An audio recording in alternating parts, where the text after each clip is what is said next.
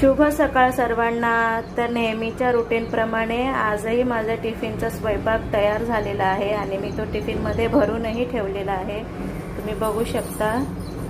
आणि आज मी ही मुगाची भाजी बनवलेली आहे।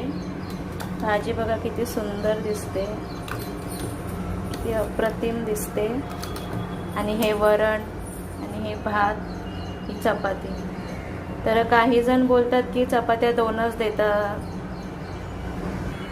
आम्हाला ते पुरत नाही। तर त्यांना मला सांगायचं आहे की मी जे पीठ आणते चपात्यांसाठी ते पीठ 290 रुपयाला 5 किलो असतं।